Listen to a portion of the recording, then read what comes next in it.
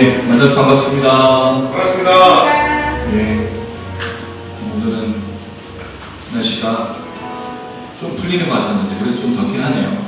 예, 그래도 비가 좀 지나면서 괜찮아지는 것 같고 또 수해가 또 심해서 여러분들이 많이 고민하고 또 어려움을 겪고 있는데 하나님께서 위로해 주시고 또 잘 마무리가 되었으면 참 좋겠다. 비가 또 오늘 15일 붙여서 15일, 16일 날 또 큰 비가 온다고 하는데 다들 안전하게 잘 가셨으면 좋겠습니다. 저희는 기도해 주신 덕분에 휴가 잘 다녀왔고요. 내려갈 때 차와 함께 비를 몰고 갔고 올라올 때도 차와 함께 비를 몰고 왔어요.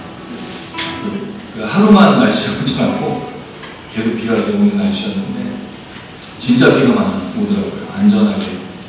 참 아무것도 할 수 없는 우리 인간이라는 생각이 들고 다시 한번 하나님의 은혜를 또 구하는 이 아침을 소망합니다. 한 주간 잘 지내셨나요? 우리가 주님의 은혜로 매일 살아가고 지난주에 하나님이 창조하신 것을 보면서 하나님의 창조는 선하다. 하나님 그 창조를 보면서 참 좋다라고 말씀을 드렸는데 그 하나님의 선하심과 그 하나님의 계획이 그렇게 좋음에도 불구하고 우리가 살아가는 인생은 참 좋지 않습니다. 참 선하지도 않고 어떻게 보면 악하죠. 또 나쁘고 그 속에서 우리 어떤 마음을 가져야 될까? 창조주 하나님을 잘 기억해야 되고요. 그 하나님을 늘 은혜로 또 바라보고 또 예배하는 가운데 또 채워서 걸어가야 될 줄로 믿습니다. 오늘 이 예배가 그런 예배가 되길 소망합니다. 우리가 걸어갈 수 있는 힘을 주시는 하나님, 우리를 불러주셔서 다시 한번 은혜로 채우시는 그 아버지 하나님, 오늘 이 시간 주님 앞에 나아갈 때 우리에게 보기엔 좋지 않고 나쁘고 하나님의 계획이 선한데도 불구하고 악한 것들이 있다 할지라도 끝까지 주님과 함께 믿음으로 걸어가는 우리 모두가 되길 소망하면서 함께 고백하며 찬양하시겠습니다.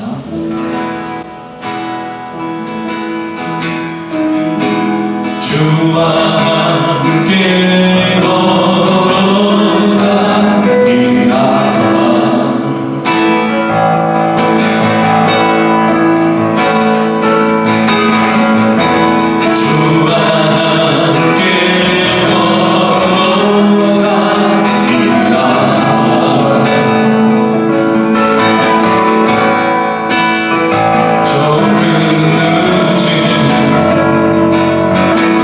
늦은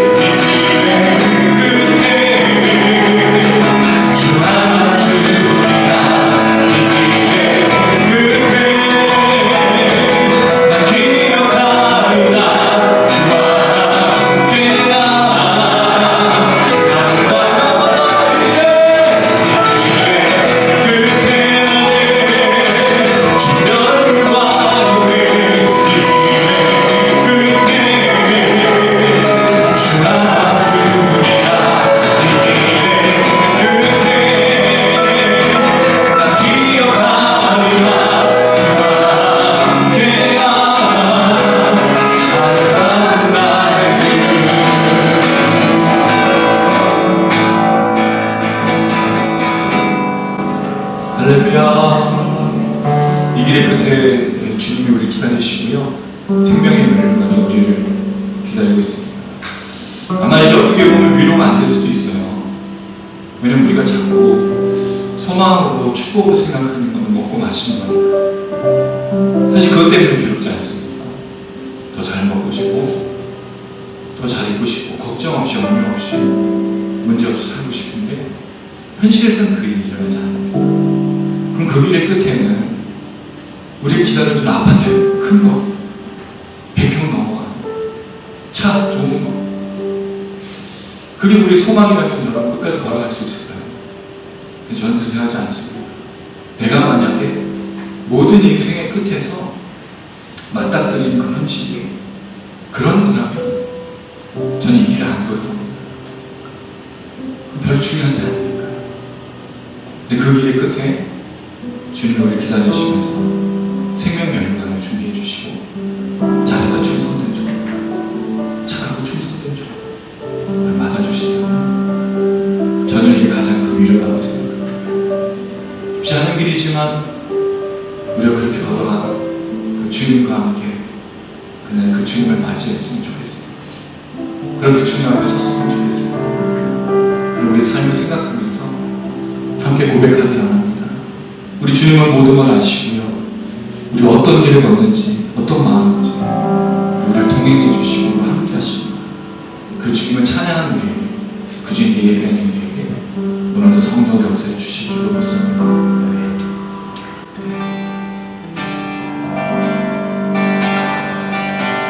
모든 건 아시는 주님, 내 삶에 펼쳐진 내 절도 이 마음에 함께 늘 동행하시니 내 모든 순간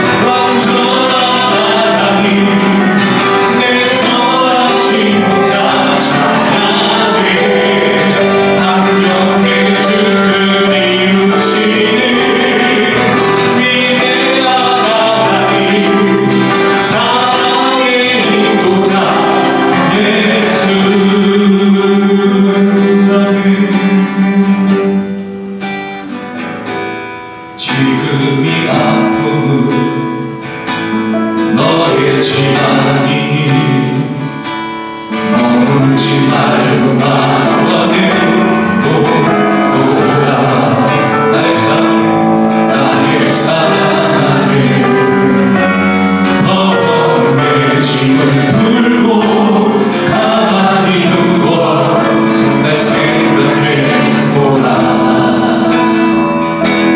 이 세상 무엇이 너를 위로할까 안전한 나의 품으로 나오라 내가 바로 내게 기대하는 믿음이라 쓰러지네 내가 안에서 쓰러지는 것 너는 내게로 무너지라 나의 임재 안에서 너는 편히 몰라 나의 위로를 깊어서 너의 마음이 있지 닿지 않은 곳이여 보라 기가 막히는 것이라고 그 어떤 골짜기를 내가 지나갈 때도 나의 손 닿지 않을 곳에서 내가 어디든지 그때 찾아내리라 너를 지금이 아픈 지금이 아픈 너의 집안이니 모르지 말고 나와 내게로 오라 나의 사랑하는 너의 짐을 풀고 가만히 누워 날 생각해보라 이 세상 무엇이 너를 위로할까 안전한 나의 품으로 나오라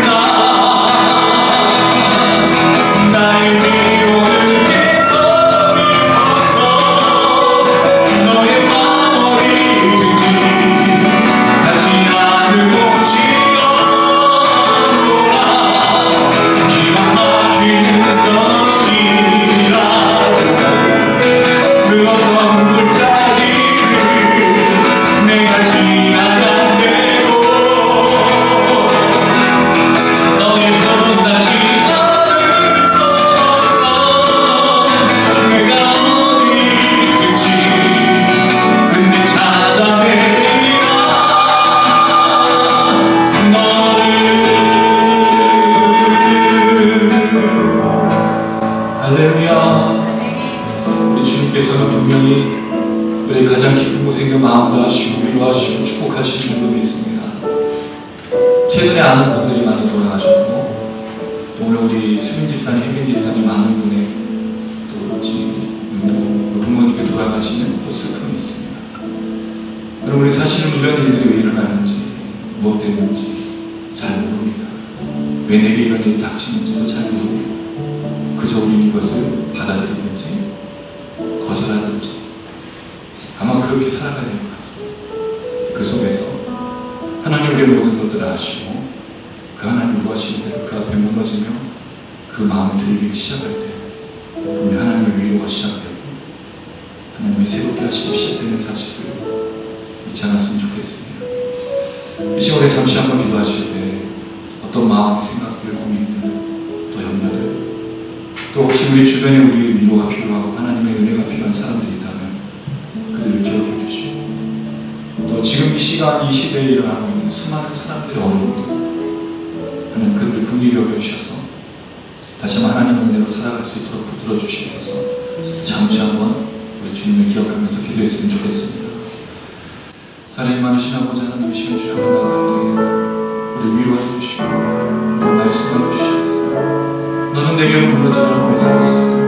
하나님 우리가 주 앞에 나갈 때 주님 이미 말하기 전에 기도하고 있잖아요. 주님 아시는 많은 사람들이 생명 코로나와 여러 가지 어려움을 겪습니다. 하나님 그들을 위로해 주시옵소서. 왜 내게 이런 일이 닥치는지 왜 내가 이 어려움 속에 있는지 왜 내가 이 상황에 있었는지 주님을 모릅니다. 하나님 위로해 주시고 은혜를 위로해 주시고 다시 우리에게 나아갈 때 찾아올 때 말씀을 기도할 때 하나님 때의 성령을 역사하셔서 주님으로 승격과 인과 넘치게 주시옵소서. 세상을 나아 사람들을 위로해 주시고 어려운 사람들을 주님께서 만져주시고 하나님 다시 한번 세계로 원할 수 있도록 역사하여 주시옵소서. 온전히 앞서 주님을 향하여 모든 자들에게 주님과 동행할 수 있는 힘을 더해주시고 찬양하며 기도하며 주를 바라보는 모든 사람들 하나님 다시 한번 세계를 더해주시고 위로해 주셔서 주님으로 나아갈 수 있도록 도와주시옵소서. 하나님 우리 주변에 참 많은 사람들이 아파하고 있으며 괴로워하고 있습니다. 걱정합니다. 염려합니다. 질병과 문제와 여러 가지 일들을 수준에 엎드려질 때마다 하나님 그들의 하나님 믿음을 달래주시고 그들의 슬픔을 하시고 위로해 주시고 다시 한번 은혜로 다시 한번 말씀드리고 하나님 아침에 예배 가운데 찬양 가운데 말씀 가운데 역사하시고 인도하여 주시옵소서. 우리를 대표해서 최연사 모두도 부탁드리겠습니다. 하나님 참으로 감사합니다. 한 주간을 또 하나님 아버지 잘 보내고 세상 속에서 잘 보내고 이렇게 또 예배의 자리로 우리 쥐토야 아버지 우리 가족들을 한 자리로 모시고 함께 예배하게 하신 참으로 감사드립니다. 하나님 아버지여 세상을 살아가며 바쁘고 하나님 아버지여 우리 현실 속에 있을 때에는 하나님 아버지여 이 거대한 우주와 이 지구를 다 창조하신 그 주님을 하나님 아버지여 깨닫지 못하고 살 때가 참 많습니다. 하지만 또 하나님 아버지 우리가 창세기 말씀을 통하여 하나님 아버지 하나님께서 이 세상 모든 것들을 창조하시고 또 오늘 사람까지도 주님의 형상대로 창조하셨다는 그 말씀을 하나님 아버지 믿고 하나님 의지하며 나아갈 때 우리 가운데 하나님 아버지 두려움이 없으며 하나님 아버지 우리에게 무한한 신뢰이시며 믿음의 대상이 되신 그 주님이 계심으로 하나님 아버지 우리가 평안할 수 있고 하나님 아버지 이 세상을 살아갈 수 있는 힘을 얻게 됨을 이 시간 고백하며 나아갑니다. 하나님 아버지 우리가 찬양하며 아버지 나아간 대로 주님께서 우리에게 바라는 믿음이 거창한 것이 아니고 하나님 아버지 어떤 상황에서도 하나님 아버지 그저 담대하고 강하기만 하라고 하신 말씀이 아니고 쓰러질 수 있고 하나님 아버지 낙심할 수 있지만 세상 가운데서 사람들의 방식으로 쓰러지고 낙심하는 것이 아니라 주 안에서 쓰러지며 주님을 의지하며 주님을 신뢰하며 나아갈 때 하나님 아버지 우리의 아픔까지도 아시는 그 주님을 바라보며 나아가는 그런 위로라는 것을 생각했습니다. 하나님 아버지 우리가 찬양할 때 입술로만 찬양하는 것이 아니라 하나님 아버지 우리가 부른 이 가사들 하나님 전심으로 하나님 아버지 믿음의 대상이신 주님을 바라보며 나아가는 분들의 예배가 될 수 있도록 주님 축복하여 주시옵시고 하나님 아버지 창세기 말씀을 통하여 하나님 아버지 말씀을 들을 때 하나님 먼저 목사님을 기억하여 주셔서 하나님 아버지 우리 목사님 말씀을 묵상하며 또 하나님 준비하며 나아갈 때 하나님 아버지 정말 주님이 주시는 지혜로 그 성령 준비할 수 있도록 주님 도와주시옵시고 하나님 아버지 우리도 그 말씀을 우리의 얄팍한 지혜로 하나님 아버지 그냥 이해하고 또 하나님 아버지 정말 알려고 하는 것이 아니라 그 말씀이 성령 하나님의 도움으로 말미암아 깨달아지는 지혜를 구하는 귀한 시간이 되기를 소원합니다. 하나님께서 이 시간 아버지 우리 이 자리에 모인 우리와 또 영상으로 시청하시는 성도님들과 많은 지체들 가운데에도 동일한 은혜로 함께 하시고 하나님 붙잡아 주실 줄을 믿고 이 모든 말씀 예수님의 이름으로 기도드렸습니다. 아멘. 예, 감사합니다. 오늘 함께 나누실 말씀은 창세기 1장 26절에서 31절입니다. 창세기 1장 26절에서 31절 한 절씩 교독해서 31절까지 읽도록 하겠습니다. 1장 26절에서 31절 제가 먼저 26절에 있습니다. 하나님이 이르시되 우리의 형상을 따라 우리의 모양대로 우리가 사람을 만들고 그들로 바다의 물고기와 하늘의 새와 가축과 온 땅에 땅에 기는 모든 것을 다스리게 하자 하시고 하나님이 자기 형상으로 하나님의 형상대로 사람을 창조하시되 남자와 여자를 창조하시고 하나님이 그들에게 복을 주시며 하나님이 그들에게 이르시되 생육하고 번성하여 땅에 충만하라 땅을 정복하라 바다의 물고기와 하늘의 새와 땅에 움직이는 모든 생물을 다스리라 하시니라. 하나님이 이르시되 내가 온 지면에 씨 맺는 모든 채소와 씨가 진 열매 맺는 모든 나무를 너희에게 주니 너희의 먹을거리가 되리라. 또 땅의 모든 짐승과 하늘의 모든 새와 생명이 있어 땅에 기는 모든 것에게는 내가 모든 푸른 풀을 먹을거리로 주노라 하시니 그대로 되니라. 하나님이 지으신 모든 것을 보시니 보시기에 심히 좋았더라. 하나님의 완성이 되니 이는 첫째 날입니다. 아멘. 네, 찬양하시면서 준비하신 힘을 하나님께 드리겠습니다.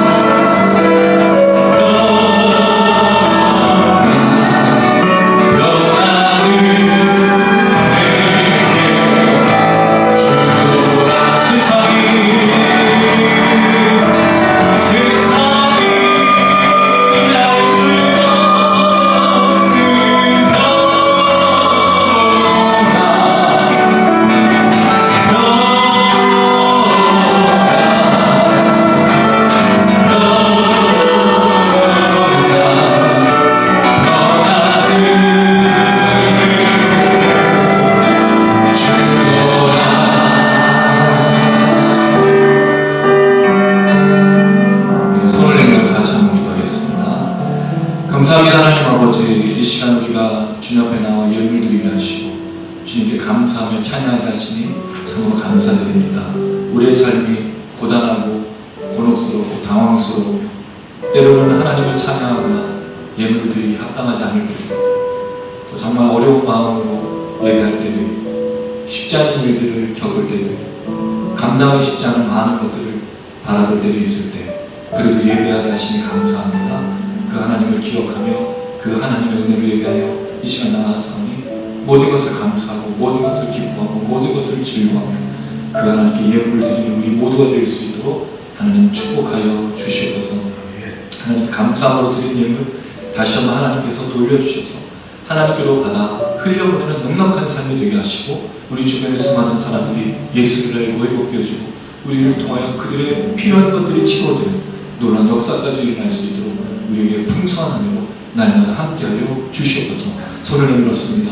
위로해 주시고 붙잡아 주시고 주님 앞에 무너지고 다른 곳에서 무너지지 않고 오직 하나님 앞에 무너지고 하나님의 의를 구하고 하나님의 은혜를 구하고 붙들어 주시옵소서. 놓치지 말아 주시옵소서. 불쌍히 여겨 주시옵소서. 긍휼히 여겨 주시옵소서. 우리는 하나님 한 분밖에 없사오니 하나님 외에는 아무것도 없사오니 하나님의 시간 주님의 우리 모두에게 손을 내밀 모두에게 주님 바라는 모두에게, 간절한 마음을 바라는 모두에게 성령을 역사하시고 말씀하시고 치유하시고 회복하시고 다시 걷게 하여 주시옵소서. 그 하나님을 기대하며 소망하며 예수님의 이름으로 기도드렸습니다. 아멘.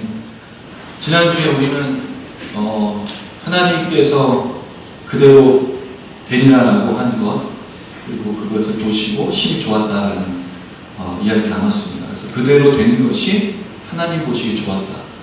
주로 이야기는 우리가 하나님의 좋음, 또 하나님의 즐거움, 하나님의 만족스러움이라는 부분으로 이해했는데, 이건 좋다는 의미가 아니라고 설명을 드렸어요. 오히려 이건 신학적인 개념이 담긴 선하다.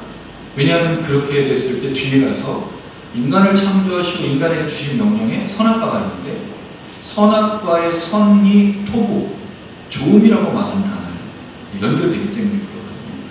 결국 인간은 추구하는 바가 뭐냐면 좋은 걸 추구하죠. 여러분 사실 선한 걸 추구하세요? 아닙니다. 사람은 자기 보기에 좋은 걸 추구하죠. 이걸 제일 잘 보여준 시대가 언제예요? 사사기 시대. 자기 보기에 좋은 대로 행하는 것. 사실 그건 하나님 보시기에 선한 게 아닐 수도 있어요. 결국 사람이 선악과를 먹었던 문제가 뭐가 되냐면 자신이 하나님이 되어 자신이 좋다고 생각하는 바를 추구하는 것. 그 최고의 모습이 뭐죠? 가인이 자기 형제 아벨을 죽였던 사람. 자기가 보기에 좋은 게 뭐예요? 자기 형제를 죽인 게 좋은 거예요. 근데 하나님이 보시기에는 좋은 게 아니라 하나님 기분에 마음이 들어서 참 좋다, 즐겁다가 아닌 거예요. 선한 것을 추구하신 거죠. 그랬을 때 인간의 좋고 나쁨을 알게 된 그 선악과는 선악을 아는 게 아니라 좋고 나쁨을 추구하는 것이 되어버린 거죠. 그래서 이것이 그대로 되니 좋았다라는 말은 하나님의 계획이 선하시기 때문에 그대로 되니까 선하기 때문에 좋은 거예요. 우리의 좋고 나쁨이 아닌 하나님의 선이 사실은 되어야 된다는 걸 창세기에서 가르쳐주고 있죠. 이 내용은 오늘도 잠깐 놔두지만 나중에 3장에 가서 더 구체적으로 이야기를 들어보도록 하겠습니다. 한 주간 동안 좀 어떠셨어요? 우리가 보기에 좋은 대로 사셨습니까? 아니면 하나님이 보시기에 선한 대로 사셨습니까? 우리가 자꾸 잊어버리는 게 하나님 보시기에 선한 것이 아닌 내가 보기에 좋은 것을 추구할 때가 너무 많다는 거예요. 그래서 여러분 사실 찬양이 중요한 이유가 내가 보기에 좋다고 생각했던 것들을 다시 하나님이 보시기에 선한 것으로 바꿔주는 작업이 찬양이에요. 왜? 내가 이 땅의 주인이 아니라 하나님이 이 만물의 주인이 되시는 걸 보여주기 때문에 찬양하면 찬양할수록 하나님을 더 깊이 있게 인식하고 하나님으로 나아가는 거죠. 기도도 마찬가지입니다. 우리가 예수님의 기도에서 알 수 있는 게 뭐였죠? 예수님이 하나님이 선한 걸 알기 때문에 그 뜻에 자신의 뜻을 복종시켰던 거예요. 내 뜻대로 마옵시고 아버지의 뜻대로 되길 원합니다라고 말했던 거예요. 자기 보기에 좋은 거는 이 자리에 옮겨지는 거지만 하나님 보시기에 좋은 것, 선한 것은 자기가 십자가를 죽는 것이기 때문에 결국 좋고 나쁨이 아니라 선과 악의 문제가 있는 거죠. 근데 선과 악을 우리가 판단하기 쉽지 않은 건 우리는 항상 좋은 것이 선한 것이라고 생각합니다. 정의라는 게 뭘까요? 저스티스. 마이크 샌델루스가 한국에 와서 했던 그 강의 때문에 사람들이 많이 정의에 대해 관심을 가졌어요. 그 정의가 뭐죠? 내게 옳은 것이 정의인 거예요. 근데 여러분 내가 옳다라고 판단할 수가 없을 때가 있지 않습니까? 우리가 지금 보고 있는 수많은 대법관들, 판사들, 검사들 그들이 옳다고 추구해서 하는 것들이 뭐죠?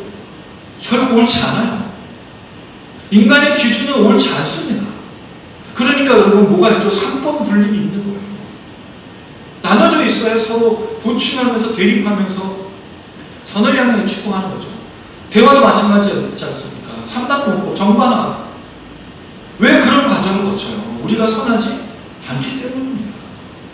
결국 우리가 보기에 좋은 대로 추구하는 것이 아닌 하나님 보시기에 선한 것을 추구하는 것이 그리스도인의 삶이어야 된다는 걸 창세기는 분명히 말해주고 있어요. 왜죠?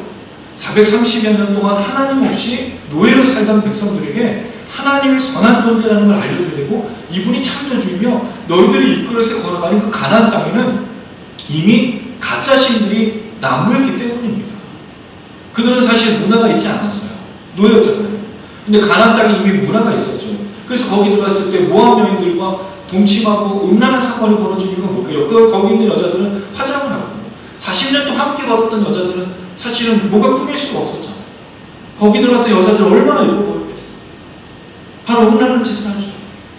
이 문화에 잠식당한다는 거죠.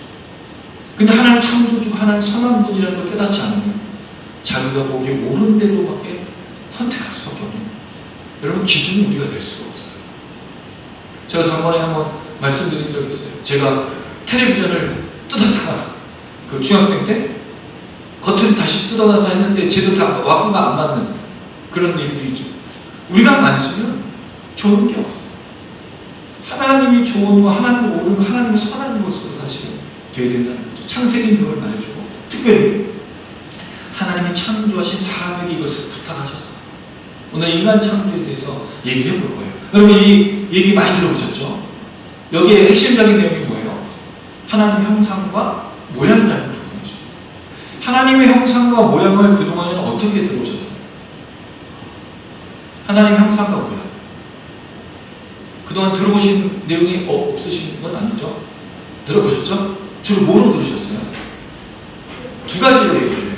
하나는 인격적인 하나님을 닮아있다. 그래서 사람은 인격적이다. 두 번째는 하나님과 사람이 갖고 있는 속성, 공유적 속성, 비공유적 속성. 들어보셨죠? 처음 들어보세요? 자, 처음 들어보세요? 창세기를 뭐로 배우신 거예요? 배운 게 없었어요. 하나님의 형상과 모양이라는 게 인격적이냐, 아니면 하나님과 공유하는 속성이 있느냐, 없느냐라는 것으로 사실 많이 얘기해 왔어요. 아니면 하나님의 외모를 닮았느냐라는 부분을 설명하는데, 하나님 영적인 존재시니까 형상이 없잖아요. 하나님 모양이 없으시잖아요. 그럼 하나님 흙으로 빚어서 만들었던 그 남자와 여자는 하나님의 외적인 모양을 말해주는 거예요. 그러니까 여러분, 안상홍 증인의 하나님의 교회라고 이름 바꿔, 안상홍 증인이에요.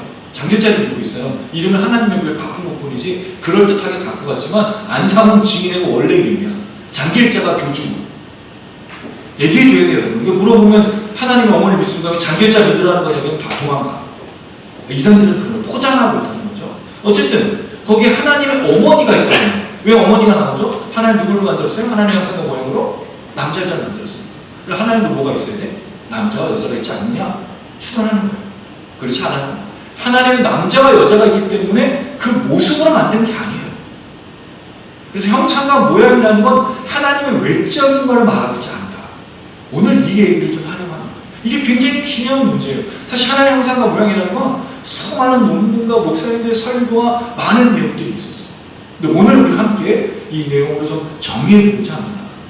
자, 먼저 26절에 하나님의 계획이 있었어요. 26절 한번 읽어볼게요. 26절 시작. 하나님이 이르시되 우리의 형상을 따라 우리의 모양대로 우리가 사람을 만들고 그들로 바다의 물고기와 하늘의 새와 가축과 온 땅과 땅에 있는 모든 것을 다스리게 하지 않으시고. 하나님의 계획이 뭐였습니까? 하나님이 우리 형상을 따라 우리 모양대로 사람을 만들고 그 다음에 그들로 뭐를 하게 하자? 다스리게 하자는 거예요.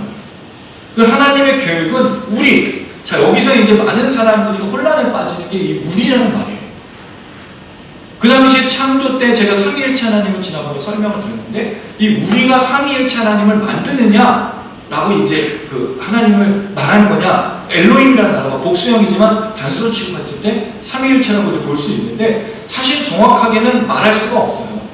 우리라고 말한 게 성부 하나님, 성자 하나님, 성령 하나님이라고 말하는 것은 없고, 우리가 나중에 추론하는 것 뿐입니다. 근데 중요한 건 우리의 형상을 따라 우리의 모양을 내는가 27절에 보면 이렇게 되어 있어요. 27절에는 같이 한번 읽어볼게요. 27절 시작. 하나님이 자기 형상도 하나님의 형상대로 사람을 창조하시더라. 아까는 우리였는데 지금은요? 자기 형상. 그리고 결국 우리라는 말은 하나님을 말하는 것으로 볼 수 있겠다. 그래서 여기서 우리가 누구냐를 추론하고 이것을 이야기하기 위해서 시간을 쓰지 말고 우리는 하나님으로만 받아들이자.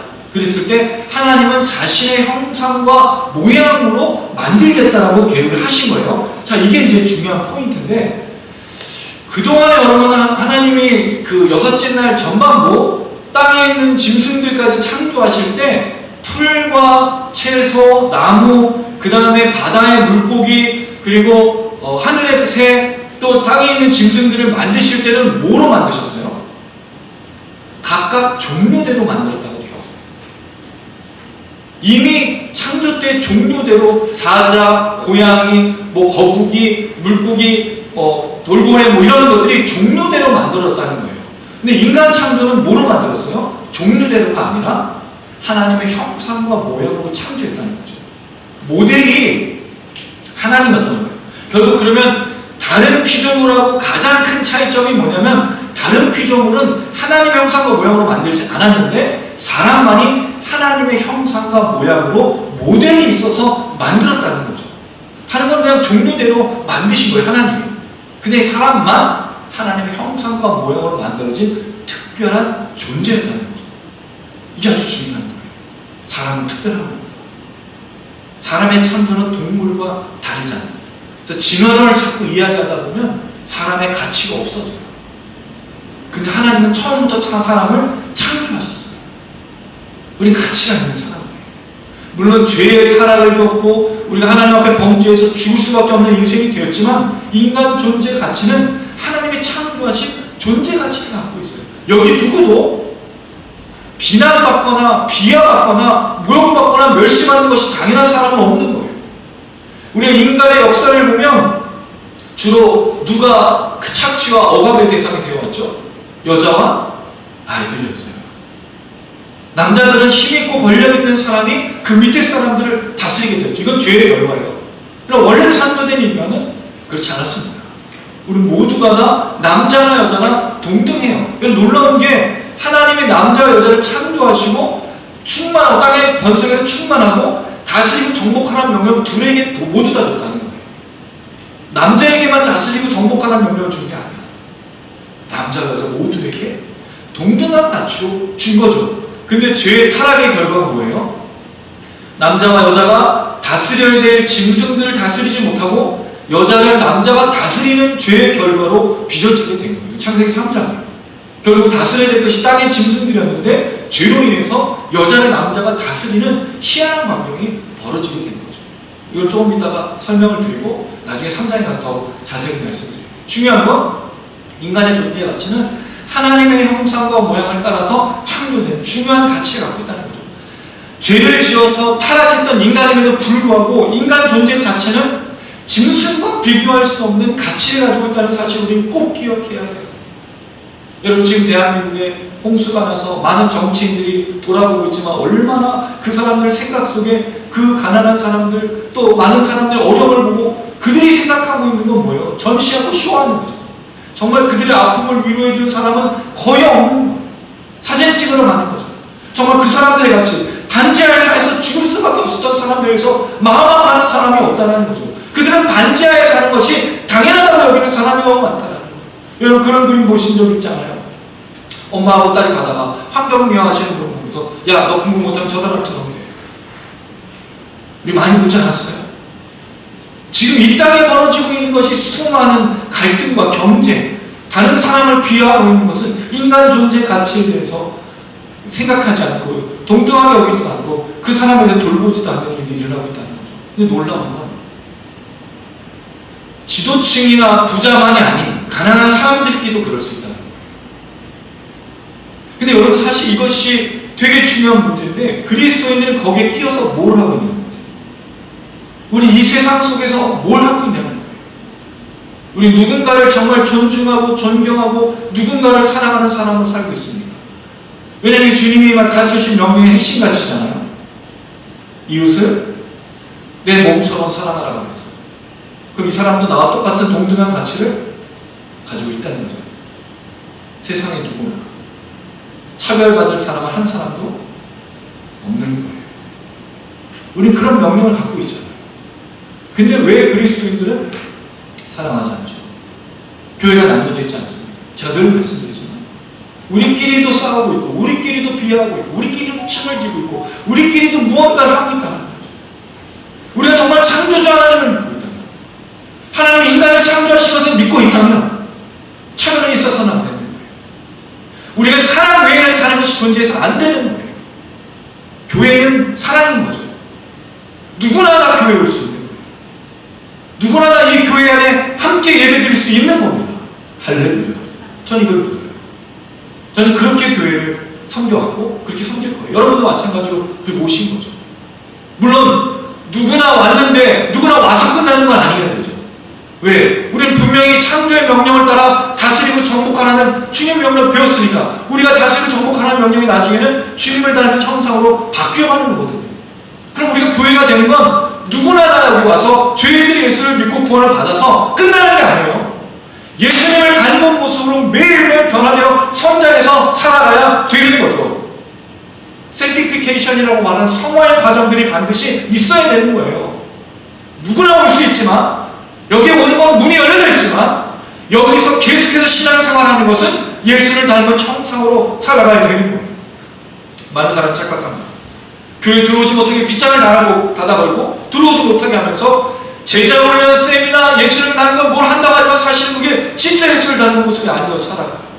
문을 열어야 돼요. 모두가 올 수 있게 돼요. 대신에 모두가 오지만 다 예수를 닮은 모습으로 만들어가는 것이 교회가 되어야 된다는 거죠. 그게 공동체예요. 그게 교회예요. 근데 한국 교회는 지금까지 뭐 그랬죠? 문을 열어서 사람을 받아들였어요. 숫자를 늘렸어. 교회 건물을 증축을 했어요. 근데 누구를 만들어내지 못했어요? 예수 닮은 제자들을 만들어내지 못했잖아요. 목사의 제자들을 만들었잖아요. 자기끼리의 제자들을 만들었잖아요. 교회는 그런 게 아니에요. 교회는 반드시 예수를 닮은 사람. 저도 마찬가지고 목사나 장로나 권사나 누구나 모두가 다 예수를 닮은 모습으로 거듭나야 되고 인내해야 되고 오래 참아야 되고 계속해서 나가야 되는 것이 창조의 명령이고 주님 우리를 부탁하신 거예요. 좀 말이 좀 앞에서 좀 길어졌지만 이 이야기 속에 우리가 창조의 본래의 가치, 인간의 가치가 얼마나 중요한지를 다시금 기억해야 돼요. 교회는 차별하면 안 됩니다. 교회는 사랑이 넘쳐야 됩니다. 죄를 사랑하는 건 아니죠. 그러나 누구나 이 교회에 올 수 있도록 우리가 문을 열어놔야 되고 그 사람 예수 믿게 하고 예수를 닮은 모습으로 함께 지어져가는 것이 필요하다는 걸 말씀을 드립니다. 자, 그랬을 때 하나님의 형상대로 남자와 여자를 창조하셨는데 도대체 형상과 모양이라는 말은 무슨 뜻이냐 하는 거죠. 그래서 사실 형상과 모양이라는 말이 굉장히 어려운 말이에요. 그러나 형상과 모양은 하나님의 외적인 어떤 외형 또는 하나님의 어떤 형태를 갖고 있었다는 것이 아니라 또는 인격적인 것도 아니고 왜냐하면 사실 뒤에 사람을 창조하셨는데 인격적인 어떤 것들이 나오지 않아요. 사람이 어떤 인격을 갖고 있느냐는 얘기가 없어요. 그럼 그것이 사실은 인격이라는 부분도 말해주는 것도 아닌 거죠. 더불어 하나님의 속성을 가지고 있느냐 없느냐도 아닌 거예요. 그럼 하나님의 형상과 모양은 뭘로 설명할 수 있느냐? 뭐 제렘이랑 이게 그 어떤 단어를 말하고 있는데 그 단어의 뭐 어원 이것도 사실은 별로 중요한 것이 아니에요. 오히려 문맥 속에서 형상과 모양은 뭘 말하고 있느냐? 26절에는 다스리게 하는 게 나오죠. 27절에는 창조하신 다음에 28절에 이렇게 되어 있어요. 28절 한번 읽어보겠습니다. 시작. 하나님이 그들에게 복을 주시며 하나님이 그들에게 이르시되 생육하고 번성하여 땅에 충만하니 땅을 정복하라. 바다의 물고기와 하늘의 새와 땅에 움직이는 모든 생물을 다스리라 하시니라. 하나님의 형상과 모양을 가진 인간들이 하는 역할이 세 가지가 있어요. 첫 번째는 충만하라, 두 번째는 정복하라, 세 번째는 다스리라. 그럼 하나님의 형상과 모양은 뭘까요?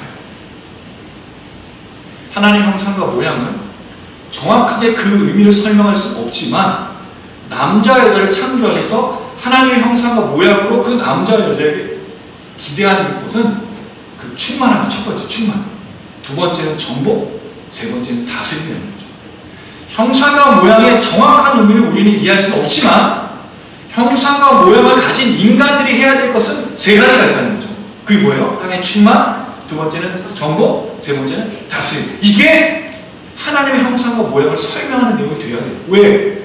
이 내용이 뒤에도 반복이 되거든요. 인간을 창조하셔서 남자 여자를 만드셨어요. 왜 남자 여자를 만드시죠? 땅이 충만하려면 사람은 남자 여자가 있어야 되기 때문에 그래야 생육하고 번성할 수 있잖아요.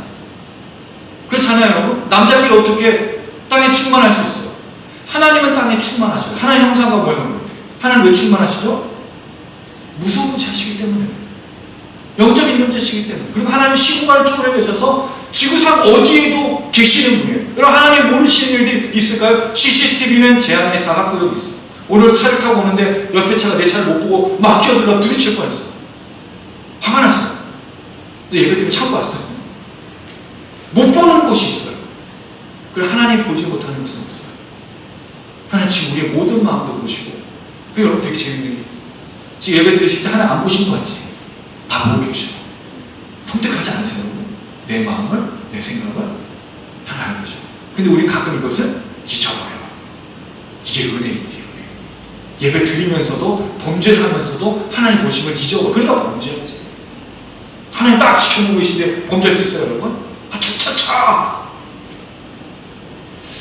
하나님 무소부지하셔. 그럼 땅에 충만한 하나님은 영적인 존재인데 무소부지하셔. 그럼 사람이 땅에 충만할 수 있는 방법은 뭐밖에 없어요?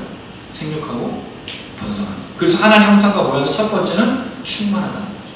하나님이 충만하시고. 근데 여러분 이 땅에 대한 충만이 뭐가 문제가 되죠? 나중에 남자와 여자 사이에 타락을 인해서 문제가 생기기 시작해요.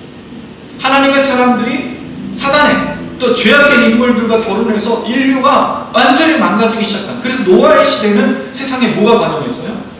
선한 것이 없고 악이 관영하는 것을 보고 하나님은 어떤 마음을 품었습니까? 이 땅에 있는 모든 것을 지면에서 쓸어버리고 대청소. 그래서 뭐가 내려요? 홍수가 막 내려서 다 쓸어버리잖아. 대신에 방주를 두어서 노아의 가족들이 나중에 인류의 또 시초가 돼요. 그래서 나중에 아브라함이 나오는 거잖아요. 모든 인류를 다시 주고. 근데 하나님 다시는 내가 물로 심판하지 않겠다라고 말씀하셨죠. 창세기 역사는요 너무 놀라. 이게 하나님의 형상과 모양이라고 볼 수 있겠다. 두 번째, 다스림을 먼저 얘기해요. 다스림이라는 단어는 동물들에게 쓰였어. 이 다스리다는 걸 통해서 뭘 다스리려고 말하죠? 바다의 물고기, 하늘의 새, 땅에 움직이는 모든 생물을 다스리라 그랬어. 그럼 이게 뭘까요, 여러분? 우리가 짐승을 기르는 목적은 뭐죠? 먹기 위해서잖아, 먹기 위해서. 물론 애완견, 펫, 요새는 가족이잖아. 당시에는 애완동물을 기르지 않았어. 기르면 반드시 뭐였죠? 먹었어요. 근데 처음에 창조 때는 먹지 않았어. 처음에 창조 때는 사람이 먹을 거리, 음식이 뭐였죠? 뒤에 보시면 이렇게 되어 있어요. 29절에 온 지면에 씨 맺는 모든 채소, 씨 가진 열매 맺는 모든 나무를 주셨어요. 그럼 원래 인간은 무슨 유전자였어요? 비건주의였어. 채식주의. 과일 열매만 먹고 살았어요. 우리가 촉촉한 피부. 아침에 채소를 먹고 큰 문제 없이 살았어. 그때는 담요도 없었을 거고 콜레스테롤 수치도 높지 않았을 거예요. 고기를 먹지 않았어. 얼마나 행복했어. 라라라라라 하면서 살았어. 벌거벗고. 남자가 저밖에 없었잖아. 아직 생육하고 번성이 전했어요. 네? 피톤치드. 피톤치드가 막 흘러나오고 있고 몸 자체가. 그래서 여러분 다음에 나오는 사람들의 수명이 높죠? 969세. 무드세다. 그렇게 살고 있었던 거예요. 가능했었던 시대였죠. 채식주의였어요. 과일도 열매를 먹었어요. 고기를 먹지 않았단 말이에요. 그러면 이 고기를 다스렸다는 뜻이 뭘까요? 길렀다는 뜻이 아니에요. 마치 이것은 동물들을 돌보는. 왜냐하면 하나님이 창조하신 것을 하나님 돌보잖아요. 그럼 그 땅에 하나님이 사람을 만들어 주셔서 생육하고 번성해서 한 건 뭘까요? 이 땅에 동물들이 잘 사는지를 돌보라는 뜻이었어요. 이게 하나님 형상과 모양인 거죠. 그럼 하나님은 하시는 일이 뭐예요? 이 지구를 돌보시도록 하잖아요. 근데 거기에 사람을 돌보시도록 만들어 주신 거죠. 그럼 사람은 여기서 뭐예요? 하나님의 대리인 거예요. 이 지구상에 하나님의 모습으로 와서 이 땅을 통치하고 다스리는 하나님이 계시다는 걸 증명해내는 도구였던 거죠. 근데 놀라운 건 단지 도구가 아니라 하나님의 아들들이었어요. 하나님 사랑을 받고 은혜를 받고 하나님과 직접 교통했어요. 왜? 아담과 하와는 하나님과 직접 교통했잖아요. 막힌 것이 없었잖아요. 범죄해서 우리가 하나님과 나아갈 수가 없어서 제사를 지내지만 그 당시에 하나님과 직접적으로 대면하고 나누는 그런 시대였단 말이에요. 이게 하나님의 형상과 모양 속에 두 번째, 다스린다는 거죠. 자, 그 다음에 세 번째, 정복하라를 잘 보세요, 여러분. 정복하라라는 것은 어디부터죠? 땅을 정복하라. 우리는 한국 사람 너무 좋아하죠. 땅을 정복하라. 한국 사람이 정복하는 땅은 뭐예요? 땅 따먹기. 부동산 투기업자들, 너무 좋아. 이게 성경 말씀대로 잘 하고 있어요. 창조의 명령을 지키고 있습니다. 그런 뜻인가요? 그렇지 않아요. 만약에 땅을 정복하라는 것이 이 아담과 하와를 만들어서 미지의 땅을 개척하라고 한다면 하나님이 굳이 2장에서 에덴 동산을 만들 필요가 없어. 에덴 동산은 뭐 하는 땅이었죠? 하나님이 사람 두시려고 만든 땅이었어요. 그 땅 안에만 하나님의 통치를 더 많이 누릴 수 있는, 거기서 살고 있기 때문에. 그럼 아담과 하와가 죄로 인해 쫓겨나기 전에 다 그 어디서 사는 거예요? 에덴 동산에 다 사는 거잖아. 그럼 땅을 정복하다는 의미가 무슨 뜻일까요? 이게 아주 놀라운 표현인데, 2장에 보시면 하나님께서 사람을 만드시고 이렇게 표현하고 있습니다. 9절, 잠시만요. 5절 말씀, 2장 5절 말씀, 2장 5절 말씀을 한번 읽어볼게요. 2장 5절 시작. 여호와 하나님이 땅에 비를 내리지 아니하시고 땅을 갈 사람도 없었으므로 들에는 초목이 아직 없었고 밭에는 채소가 나지 아니하였으며. 자, 지금 보니까 땅을 갈 사람이 없었다는 거죠. 그럼 정복하다는 뜻은 무슨 뜻일까요? 땅을 경작한다는 뜻이에요. 이걸 더 자세히 알 수 있는 게 뭐냐면 2장 15절입니다. 2장 15절 시작. 여호와 하나님이 그 사람을 이끌어 에덴 동산에 두어 그것을 경작하며 지키게 하시고. 그럼 에덴 동산에 땅을 정복하라는 말은 무슨 뜻이에요? 미지의 땅을 개척을 해가지고, 예전에 그 탐 크루즈 나오는, 니콜 키드만 나오는 파인 어웨이라는 영화가 있었어요. 그 개척 시대에 막 달려가서 자기가 깃발을 꽂는 것이 자기 땅이 되는. 그러고 싶지 않습니까? 대한민국에 막 미지의 개척지 막 날 타고 가서 내가 먼저 찍었어. 이게 때문에 내 땅. 그런 땅이었어요. 그런 개척의 땅. 그게 아닌 거죠. 에덴 동산을 뭐 하라고요? 경작하고 지키라는 거죠. 왜? 하나님은 이 모든 것을 사람에게 맡겼기 때문입니다. 그럼 사람이 에덴 동산을 돌보는 거예요. 근데 여러분, 이 땅에는 이미 하나님 명령하셔서 채소가 막 자라고 있고 이미 과일이 열릴 수 있는 나무를 심어주신 거잖아요. 그럼 사람은 거기서부터 경작을 해서 먹으면 돼. 알맞게 모든 것들이 이루어지고 있었단 말이에요. 이렇게 쉽게 먹을 수 있는 하나님의 역사들, 그 땅을 정복하라는 말은 땅을 새로 찾으라는 말이 아니라 그 땅을 지키고 경작하라는 뜻이에요. 사실 이걸 뭐라고 볼 수 있어요? 노동이에요. 노동해야 먹을 수 있었다는 거예요. 창세기의 놀라운 점은 노동은 죄의 결과가 아니에요. 우리가 많은 사람들이 노동을 죄의 결과로 봐요. 3장에서 어떻게 얘기하죠? 아담에게 하나님 저주해서 이제 네가 땅을 경작할 때 땀 흘려 수고해야 먹을 것입니다. 노동은 그때 생긴 거로 생각하는데 아닙니다. 노동은 이미 하나님이 정하신 거예요. 언제? 태초부터. 땅을 정복하는 것이 바로 노동이고 땅을 경작하는 거예요. 근데 그 당시에 노동은 어려운 점이 없었다는 거죠. 이미 하나님께서 채소를 주고 이미 과일나무 열매를 맺게 해서 돌보면 됐어요. 하나님의 명령을 따라 하나님의 형상과 모양으로 돌보고 경작하고 노동을 하면 노동이 즐거운 거예요. 근데 문제가 뭐죠? 범죄한 이후에 노동에 문제가 생겼잖아. 뭐가 문제가 생겼죠? 3장에서 보시면 여러분, 인간에게 남자에게 준 저주가 있어요. 17절, 18절, 19절. 제가 17절, 저는 18절, 19절 같이 읽겠습니다. 제가 17절. 아담에게 이르시되 내가 내 아내의 말을 듣고 내가 내게 먹지 말라는 나무의 열매를 먹었은즉 땅은 너로 말미암아 저주를 받고 너는 내 평생에 수고하여야 그 소산을 먹으리라. 땅이 내게 가시덤불과 어묵이를 낼 것이나 내가 먹을 것은 밭의 채소이니. 같이 읽습니다. 내가 흙으로 돌아갈 때까지 얼굴에 땀을 흘려야 먹을 것을 먹으리니 내가 그것을 취함을 입었습니다. 너는 흙이니 흙으로 돌아갈 것이냐 하시니라. 노동은 이미 있었어요. 창조의 역사 속에 하나의 형상과 모양으로 뭐를 했다고요? 이건 노동을 한 거예요. 노동이라는 것 자체가 문제가 없었던 거예요. 그게 바로 하나님이 지으신 사람의 기본적인 역사였는데, 문제는 죄로 말미암아서 어떤 일이 있죠? 땅이 저주를 받았어요. 그 전에 땅이 저주받기 전에는 채소가 씨를 맺고 그 다음에 과일에서 나무 열매가 자랐는데 경작을 하면 나왔지만 이제는 경작을 해도 얻기가 쉽지 않아요. 왜? 가시덤불과 엉겅퀴가 나왔잖아요. 결국 땀 흘려야만 그 땅에서 먹을 것을 얻게 되는 그것을 얘기해 주는 거예요. 더 큰 문제가 뭐죠? 19절 마지막에 너는 흙이니 흙으로 돌아갈 것이다. 흙에서 온 인생의 흙으로 가는 죽음에 대해서 말하죠. 이게 뭐예요? 땀 흘려 수고했는데 뭐로 돌아가? 흙으로 돌아가는 인생. 노동을 열심히 해서 싸울 수가 없습니다. 노동을 열심히 해서 무언가를 누릴 수가 없는 인생이 되어버린 거예요. 그러니까 사람들이 이 노동을 경시하고 뭘 하려고 하죠? 착취하고 억압하려고 하는 거예요. 사실 창세기로 돌아가려면 이 노동의 가치가 굉장히 중요한 가치인데 지금은 노동이 저주가 되어버렸어요. 아무도 노동하지 않으려고 하죠. 특별히 한국에서는 뭐 하려고 하죠? 지도층만 내려가자. 모두가 의사하고, 모두가 판사하고, 모두가 검사하고. 왜? 지금 더 심각하잖아요. 검사하면 대통령도 할 수 있고 모두 할 수 있는 신기한 시대가 되어버렸어요. 삼권 분립이라는 건 아예 없고 모두가 다 정치인만 하려고 하는 신기한 시대가 되어버렸잖아요. 왜? 노동하면 뭐를 잃어버려요? 자유를 잃어버리고 물질을 잃어버리고 건강을 잃어버리고 아무도 노동자잖아요. 그럼 지금 이 시대의 한국을 보세요. 누가 노동자하고 싶습니까? 누구 노동자하고 싶어서 노동자하는 거예요. 만약에 기본적인 소득이 있고 만약에 그런 사람들을 누군가 돌봐주고 기본적으로 뭔가를 해준다면 노동의 왜 가치가 사라지겠냐는 거죠.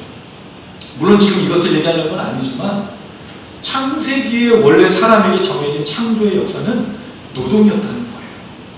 근데 이 노동의 문제가 생긴 건 죄로 말미암아 노동의 문제가 생긴 거죠. 그래서 하나님의 형상과 모양은 세 가지. 충만하고 또 하나는 다스리고 정복하는 거예요. 근데 땅을 정복하는 것은 경작하고 지키는 거예요. 이 세 가지를 한 가지로 말하면 뭐로 할 수 있을까요? 결국에는 하나님의 형상과 모양으로 이 땅의 하나님의 대표자, 대리인, 하나님이 세우신 사람들이라는 거죠. 하나님의 아들로서 이 땅을 잘 다스려 주기 바라는 게 하나님의 창조의 목적이고 하나님의 형상과 모양은 결국 하나님의 대리인이라는 뜻을 너무 잘 표현해 주고 있는 거예요. 근데 문제가 무엇이었습니까? 인간이 죄를 지음으로 인간이 자신이 하나님처럼 되고자 했어요.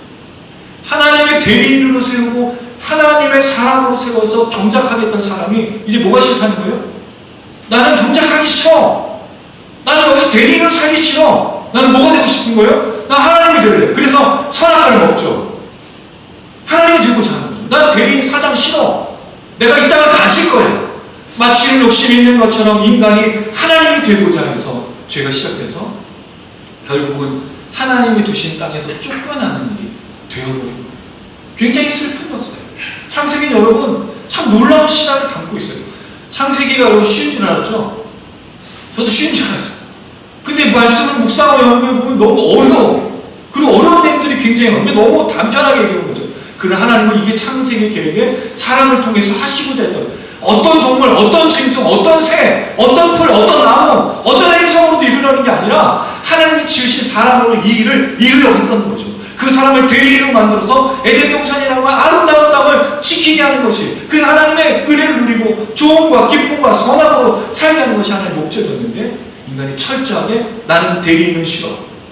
나는 하나님이 되고자 그렇게 해서 결국은 그 땅을 쫓겨나게 되고 저주를 받게 되고 심판을 받게 되는 삶이 시작된 거죠.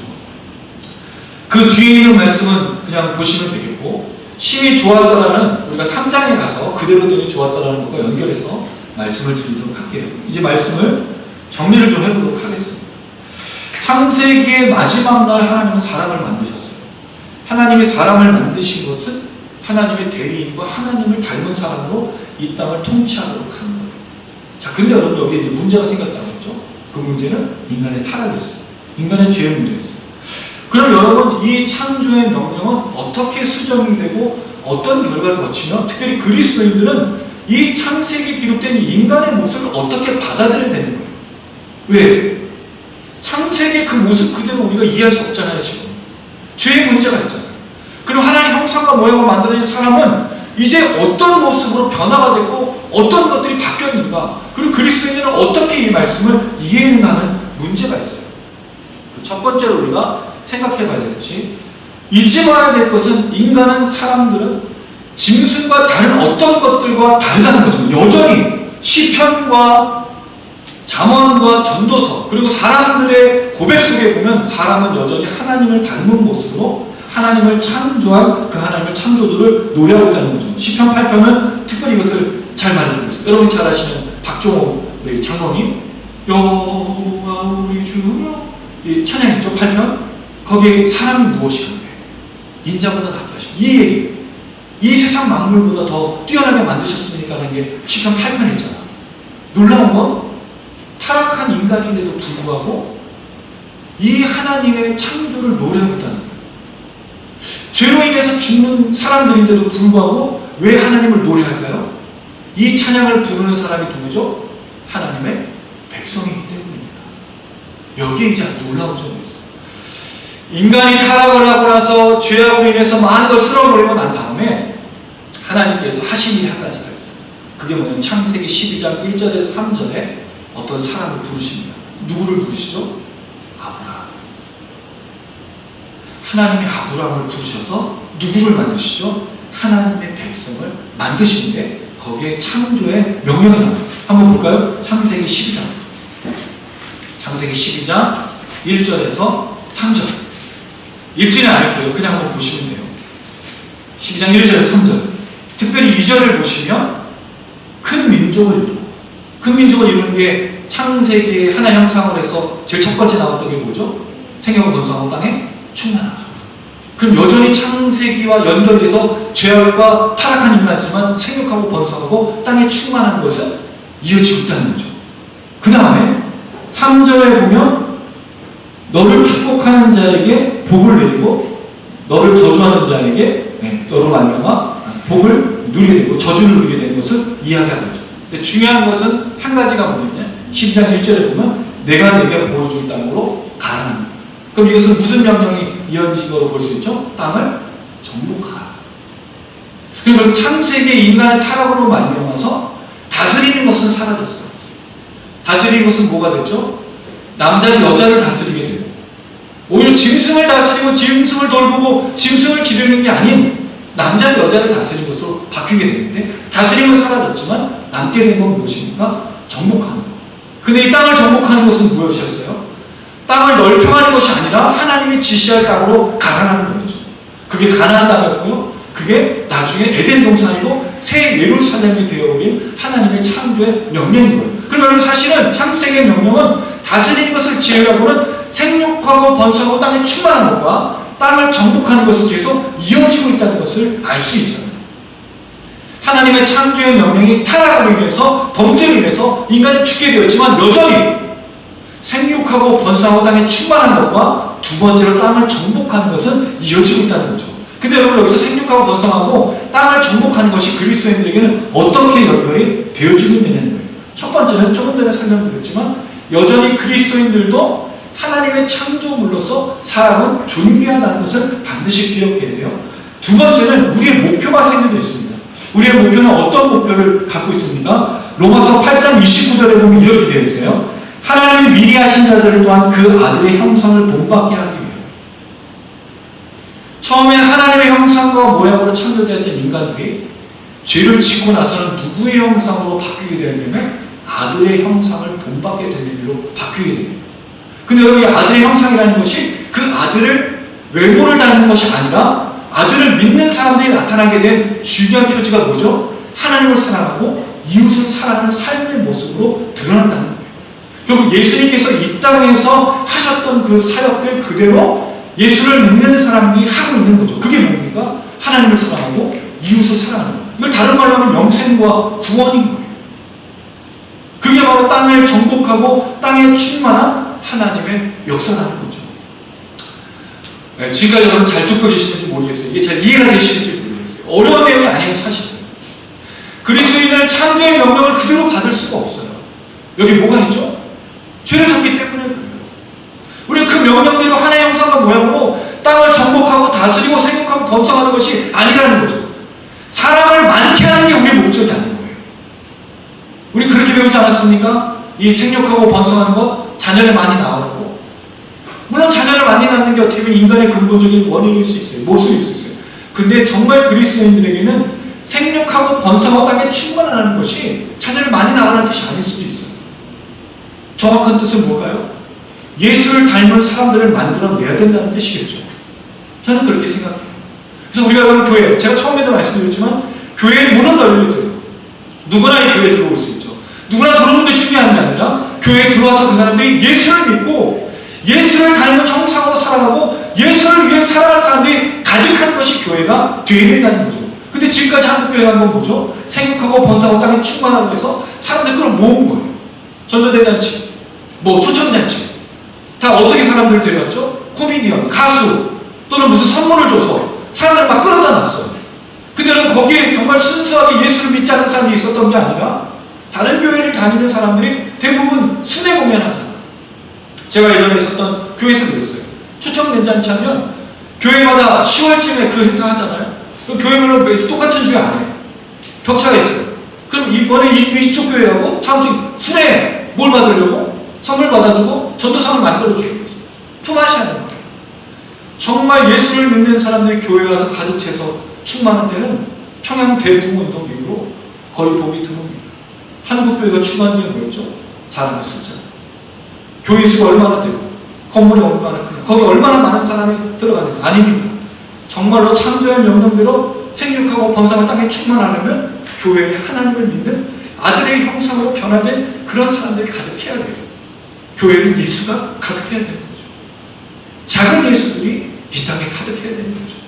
교회 와봤더니 사람들이 먼저 믿는 예수 믿는 사람을 보고 뭘 느껴야 되는 거죠? 예수들이 여기 있구나. 예수 믿는 사람을 보고 예수를 깨닫고 예수를 믿고 예수를 발견해야 되는 거죠. 먼저 믿는 사람들을 통해 믿지 않는 사람들이 교회에 와서 예수가 살아있음을 봐야 된다는 거죠. 누굴 통해서? 여러분들을 통해서, 저를 통해서. 이게 사실은 아들의 형상을 본받아 사는 교회의 땅을 충만, 생육하고 번성하는, 자녀를 많이 낳는 것도 물론 하나님의 원리이기 때문에 생육하고 번성해야 돼요. 남자를 창조하신 것은 그 일인 겁니다. 근데 무조건 자녀를 낳는 게 중요한데 출산이 아니라 사실 진정한 출산, 거듭남, 교회는 예수를 만들어내는, 예수의 형상을 만들어내는, 예수의 제자를 만들어내는 교회가 된다는 걸 분명히 이야기하겠다는 거죠. 그러면 하나님의 형상과 창조의 그 모양으로 된 그리스도인들은 예수를 더 닮아가고 예수 믿는 사람들이 교회에 가득할 수 있도록 애써야 되는 거예요. 그게 뭐죠, 여러분? 그게 전도고 그게 선교예요. 누군가가 여러분을 만났는데 그분들이 여러분을 뭐로 여겨야 되는 거죠? 예수로. 간디가 그런 얘기를 했잖아요. 나는 그리스도인들이 정말 싫다. 그리스도인들이 믿고 있는 예수는 좋지만, 그리스도인들이 믿는 예수는 좋지만 그리스도인들 자체를 싫은 거예요. 예수를 닮지 않았기 때문에. 이 간디가 한 얘기잖아요. 사람들 우리를 보고 예수를 닮아서 예수 믿는 것이 얼마나 행복한지 알아야 되는데 내가 너 때문에 교회 안 가. 얼마나 많이 들었어요. 사실 우리 교회 성도들도 누구 때문에 교회 나오기 싫었던 때도 있지 않습니까?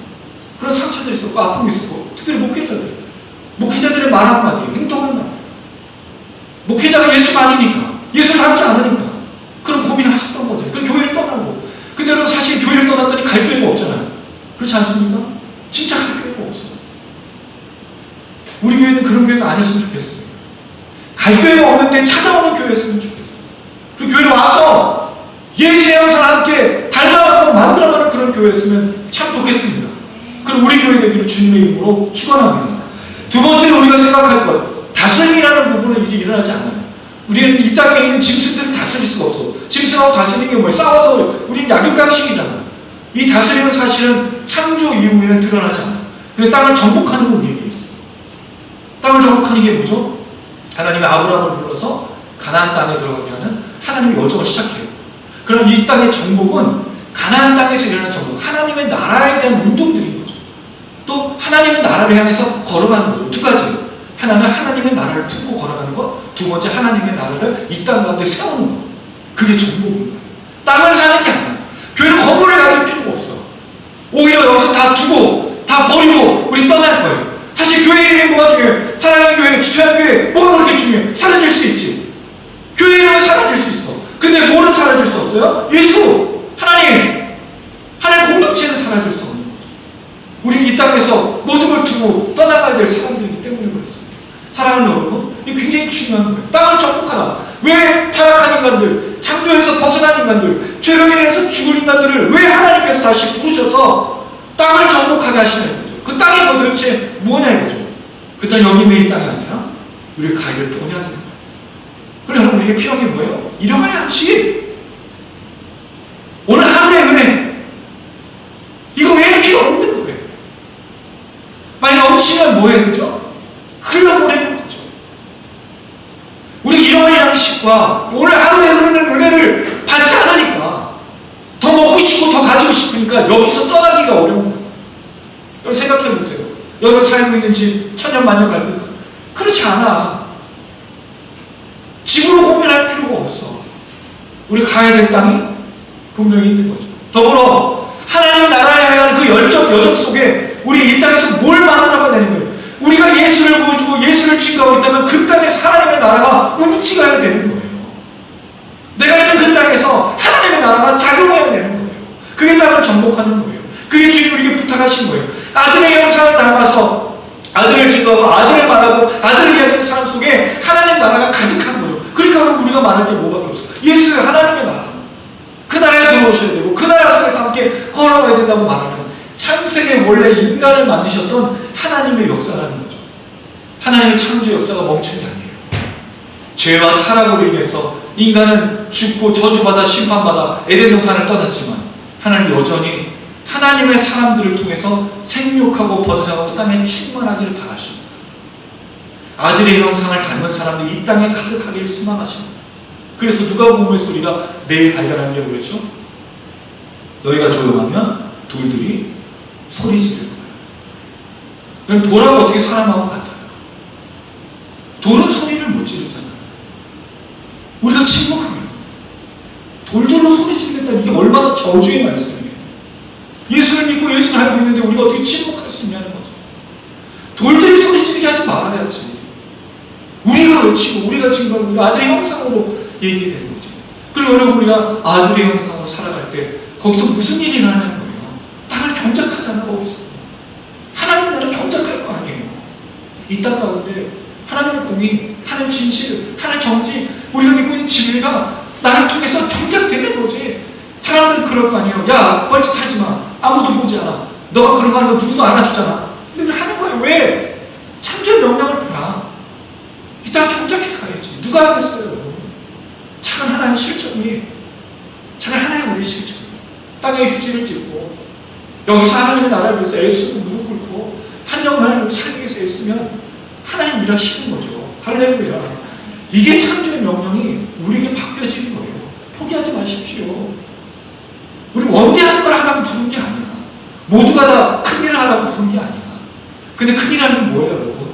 작은 것에 충성한 것이 큰 일에 충성한 거잖아요.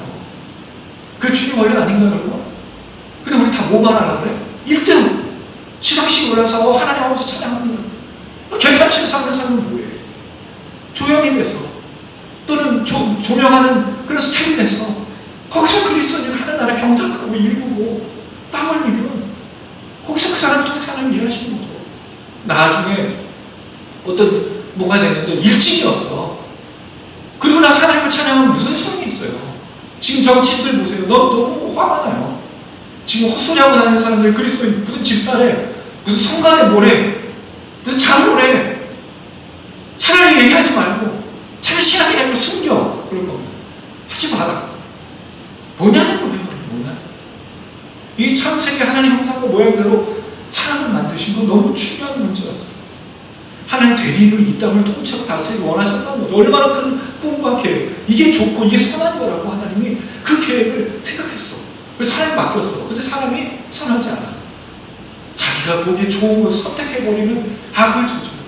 근데 하나님이 놀랍게도 사람을 불쌍히 여겨서 아담의 실패를 아브라함이라는 사람을 통해서 불러. 근데 여러분 아브라함이 순종했나요? 믿음의 조상이지만 믿음의 조상이 아니야. 얼마나 많이 실패. 그래도 하나님이 끝까지 그를 붙들죠. 왜? 하나님 뭐 하셨어? 커베넌트 언약을 맺으셨잖아. 인간의 실수하고 떨어져도 하나님 끝까지 붙드셔. 여러분 이게 얼마나 큰 은혜예요.